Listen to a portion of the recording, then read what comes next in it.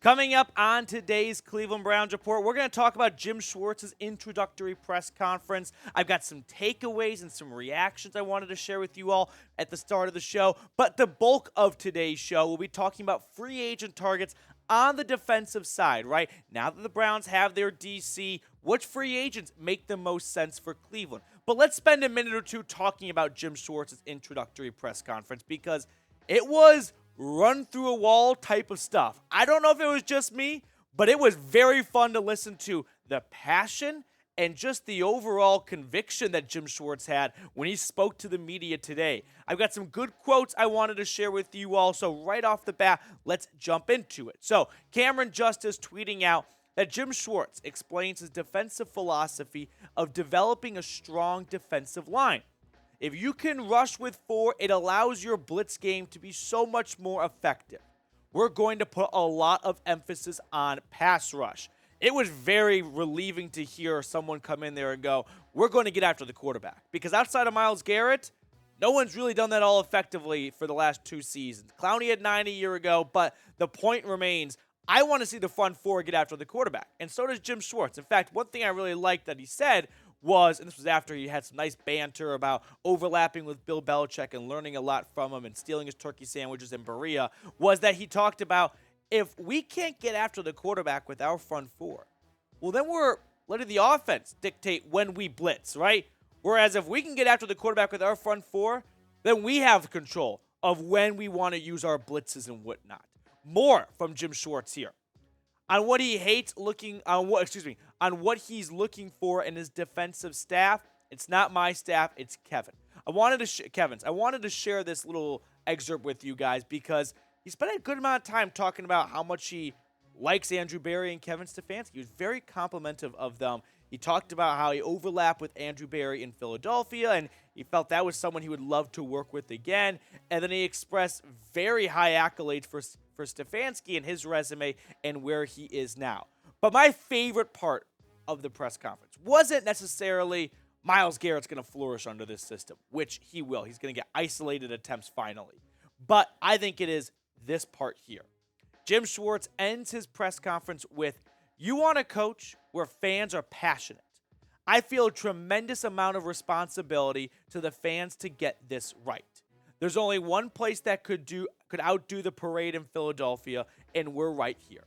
I mean, like I said, that is run through a brick wall type of shit right there. I love to see it. So if you are pumped up about this hire, I want you guys to go down and like today's video because the Browns introduced a phenomenal coordinator in my mind today. But the Pittsburgh Steelers, they retained Matt Canada, their horrendous offensive coordinator. So today is a win for the Cleveland Browns. So if you're pumped up about the new DC, like today's video. So let's now get into our free agent portion of today's show. It is free agent time because it is off-season mode now. So I'm going to maybe come crashing down on some people's hopes and dreams for free agency this year. It's not going to be a spending spree. Right now, the Browns, and it depends on where you look, but we're just going to go with an average here. Current cap space, negative $14 million. Not good. Now, don't be alarmed. We have seen lots of teams be in the red, and you restructure contracts, you release players, stuff like that. The cap goes up, and what happens? Well, you go from the red to the green.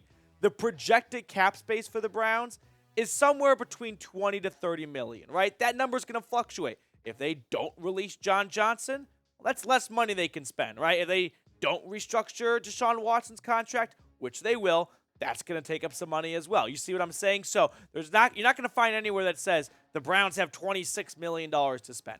It'll be in that range. What does that mean? I think it means they've really got one big bullet in the chamber. You're not going to see them go out and sign 3 top-level guys at defensive tackle, defensive end, and safety. But let's start by looking at some free agent targets on the defensive line, and it's everyone's favorite name in Cleveland right now, Daron Payne, the former first-round pick for the Washington Commanders, and we are all foaming at the mouth, begging to see him in brown and orange next year. So let's break down this idea of signing Daron Payne. If I had to put a stab at it, the estimated average salary for one season is probably going to be 18 to 20 million. I think that's what Daron Payne's going to get in free agency. He'll sign a 4-year, 90-ish, somewhere in that range, $1 million contract. In case you're wondering, Pro Football Focus ranked him 72 out of 125. Remember, only use PFF if it fits your narrative. That's the whole point of the company. Now, I also want to remind everyone, and sort of myself here, Washington may very well use the franchise tag on Daron Payne, which is estimated to be around $19 million. So if they are unable to come to terms on a 5-year contract extension with Payne, they may very well slap the franchise tag on him. And if that happens, everyone's hopes and dreams of signing him are going to go up in smoke. But I don't think I need to really expand on why I think Daron Payne would be a home run signing for the Browns in free agency. Look at what he's done the last 4 seasons for Washington. He's coming off an 11.5 sack season. As an interior defensive lineman, you don't find those numbers very often. Now, I know that the Browns need more of a run stopper than a pass rusher, really, but he's just too good to pass up on. He's not just able to get after the quarterback. He's great against the run as well. You saw him kind of take over for a stretch there in the Commanders game this year. So I think Daron Payne, like many of you, would be a very good hire. I'm all for it here. But I was thinking, let's say the Browns do get Daron Payne, right? It is Christmas morning in mid-March in Cleveland. Help me out. I was trying to think about this. Daron Payne would be the biggest Browns free agent signing since blank. Like, look at the roster right now. Where are all the best players coming from on it? Draft or trade? There's not a whole lot, and I'm not giving anyone any new information. Home run free agent acquisitions. Maybe Jack Conklin, J.C. Treader, Paul Kruger. Like, there's not. I'm very curious. I don't have a good answer for you. I'm really curious what you guys think. So let me know in the comment section below. Moving on here to our next free agent target on the D-line. What about Javon Hargrave? So he's right there with Daron Payne. He's a bit older, though, right? Daron Payne is going to be getting his 2nd contract. Right now, Hargrave is going to be getting his 3rd contract, I believe. Anywho, he has gone off this year, though, in Philadelphia. He has been one of the staples of what has been a very good defense for the Eagles. PFF ranked him the 12th best defensive tackle in football. I don't think he's going to make as much as Daron Payne will in free agency this year, primarily because of the age factor. The stats are pretty similar. Daron Payne's got 11.5 sacks, versus 9 we'll look at for a minute for Hargrave. But all in all, I think Javon Hargrave probably a bit better against the run. So with that in mind, I can see why, with the age in mind, I can see why Hargrave might make a little bit less. But all in all, these two guys are not going to be cheap in free agency. So the Browns, if they go sign them, they're not going to be spending a whole lot. They're not going to be able to spread the wealth around some other needs they have. So let's check out some other free agent targets here at the defensive line to sort of round out my list of 5 here. And that is Dalvin Tomlinson, Khalen Saunders, and Teair Tart. Some younger guys, not some household names. Tomlinson was really good with Minnesota this year. Saunders was kind of a rotation guy in the defensive line. He sort of got overshadowed by Chris Jones, but who doesn't on the Chiefs defense? And then Tart I like a lot. Plus, he's coming from Tennessee where Schwartz was the last 2 years. So might you see Jim Schwartz kind of bring one of his own guys, a former UDFA? Would be nice to see him kind of get the bag in free agency. But it definitely would not cost nearly as much as Daron Payne or Hargrave would.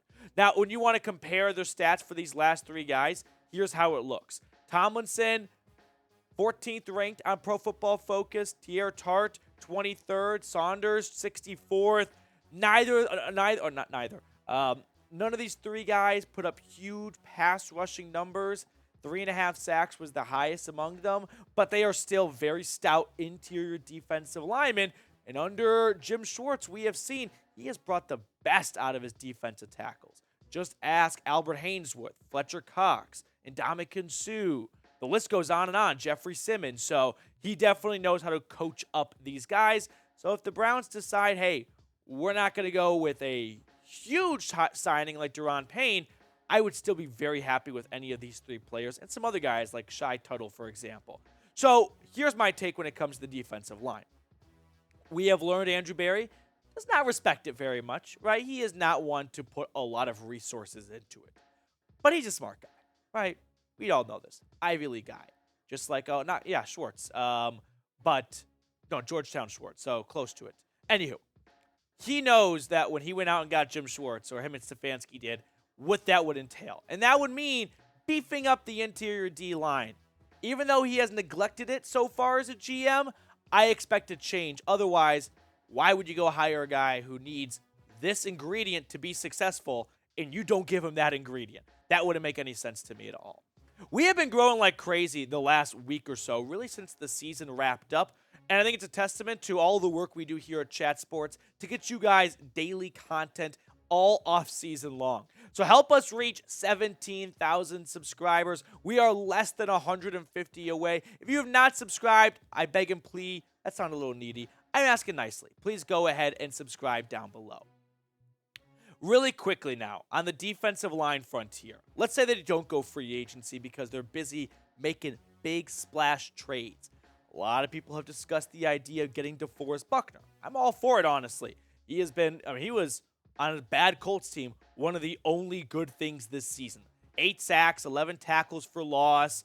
Now, the Colts might end up cutting him. They have no dead cap if they were to release him, and they're looking for a hard reset, and I don't see maybe exactly how Buckner fits into that plan. So, what about this? Pretty simple, no gimmicks.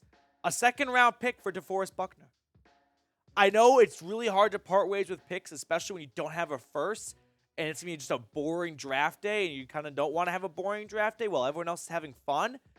But are you going to find someone in the second round, 43rd overall, who's Pro Bowl, All-Pro talent like DeForest Buckner? Probably not, right? GMs know this. They know that fans overvalue draft picks. Ask the Rams. So I think if the Colts, if they were to accept this deal, wow, you kind of solve two problems at once. Interior defensive line and getting a second edge rusher to a degree opposite of Myles Garrett. Now, moving on, let's talk about some free agent targets from the defensive end, the edge rusher position, right? Opposite of Myles Garrett. And I want to go with kind of a homegrown kid first. That is Dre'Mont Jones. So, Dre'Mont Jones has been with the Broncos since coming out of Ohio State, and he's a local kid. In case you're not familiar with him, he grew up in the Cleveland area, went to St. Ignatius High School, like I said, went to Ohio State. He was a third-round pick for Denver, and his 22 sacks, by the way, since 2019, lead the Broncos. That's a Broncos defense that had Von Miller and Bradley Chubb during that stretch. So Dre'Mont Jones has been sneaky consistent since coming out of Ohio State. If I had to estimate what he's going to get paid, I could be wildly wrong about this. 10 to 12 million? It's going to be maybe more. There's not a whole lot of great true defensive ends in free agency this year, so maybe he gets kind of overpaid because of it. I'm sure Denver would love to bring him back. I mean, when you look at his stats here, they don't look like the stats of someone who's about to go get $20 million in free agency. 6.5 sacks, ties a career high of his this year. So we're not looking at a double-digit sack guy. But I do think with Myles Garrett on the other side of that line, he very well could get a nice bump, and all of a sudden, with all the attention Garrett attracts, he's going to feast, right, instead of famine. So I like Dre'Mont Jones a lot. Especially like him if you can get him for around $10-ish million.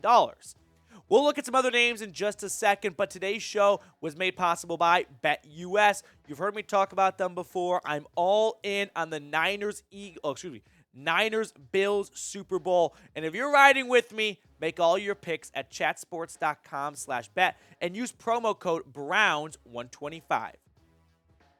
Let's look at some other free agent targets now on the defensive line, specifically at defensive end, and we land at Zach Allen. I think if you play defense for the Arizona Cardinals, the whole league kind of forgets you exist unless you're Budda Baker or Patrick Peterson. So Zach Allen, quietly, a pretty good player for the Cardinals. He's gotten better. I mean, this is not groundbreaking free agent money going out there, but he had his injury. He had a hand injury, cut the end of his season short a little bit. But 5.5 sacks, we're not talking about getting a true defensive end here. That's not the goal of this free agency.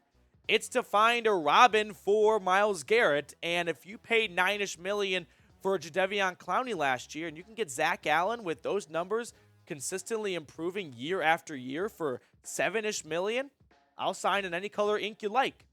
Let's talk about a former first-round pick now. What about Clelin Ferrell?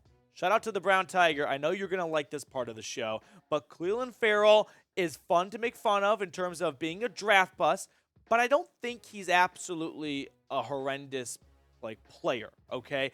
He's definitely not worth going fourth overall, but he's sort of tidied up his game since a rough year or two to start his NFL career. I mean, Pro Football Focus ranked him 71st out of 120 among defensive ends. By the way, in case you're wondering, Alex Wright, currently the starting defensive end, if I had to pick a name right now, just in terms of guys on the roster, he ranked 120th out of 120th. He ranked dead last, according to PFF. So, Clelin Ferrell, not worth the fourth overall pick, but he could be worth a cheaper free agent signing, right? If you go out and you get Javon Hargrave and it costs you $15 million, well, now you're not going to go out and spend $10 to $12 million on a defensive end. And if Ferrell wants to come over for $5 or $6 million, I don't think it's all that bad. I know that people might go, oh, he sucked. He was a horrible pick from the draft. Yeah, he was not picked appropriately, but he's not going to be out of the league after his rookie contract, I don't think. Now, this past season for Ferrell, he's not your true dominant, edge rusher, just 2 sacks, 3 tackles for loss. But I also like to think when you play for the Raiders, and the Raiders are always just going to Raider, maybe you take it with not necessarily a grain of salt, but a little bit more half glass full kind of approach of, hey, he could turn things around with a different change of scenery. To round out the defensive end free agent targets, I want to group these last 2 guys together.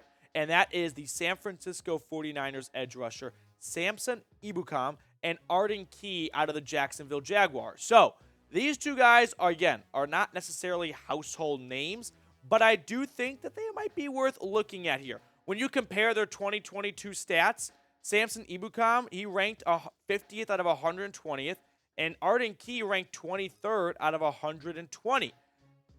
These would be rotational additions, right? I don't think either of these guys would come in and play 75-80% of defensive snaps. You would see Isaiah Thomas, Ebukam, and Alex Wright kind of develop a defensive end by committee when it comes to that opposite spot from Myles Garrett. Same from Arden Key. Not a true starter, but that's all right with me right now, especially with the Browns not having $50+ million to spend in free agency. They might look for some of these lower level names that they think that Schwartz can kind of look at as a diamond in the rough and get a lot out of. Now, to round out my list of 15 names here are 5 more. Let's start with Anthony Walker. They asked him, Schwartz that is, in his press conference today, hey, what are you looking for in a linebacker when it comes to size? And he was pretty non-committal, right? He said, hey, I've coached bigger guys, I've coached smaller guys. He didn't say that there's a hard line of anyone below or above this weight would not work in my defense. Walker and Taki both coming off injuries. I'd have to imagine they pick one to come back. Walker, I think, brings more leadership. Taki showed some great glimpses once Walker went down and he took over. Lavonte David, Jordan Poyer, and Jesse Bates. We'll talk about David more in a moment, but Jordan Poyer, and familiar name, right? Played with the Browns. And Jesse Bates is going to look to become the highest paid safety in my mind this offseason. Poyer might be a bit cheaper because he's a little bit older in his career. I do think with the way that Jim Schwartz operates his defense, they need a better true free safety. And if they can swing for Jesse Bates, that'd be really neat. Jesse Bates is probably going to be looking for around $20-ish million. And if the Browns like Daron Payne a bit more and they only have $30 million to spend, well, that's probably going to be Grant Delpit, DeAnthony Bell, a cheap free agent, and a rookie safety battling for that second starting role right there. Now, Lavonte David is kind of the oldest guy we've talked about today. He's 32. He's towards the end of his career, but maybe he can come and bring some leadership. I remember in Schwartz's press conference, he talked about accountability, right? And earning the trust of his players. And I think Lavonte David could bring, honestly, some much-needed leadership to this defense, which I keep waiting to see come through.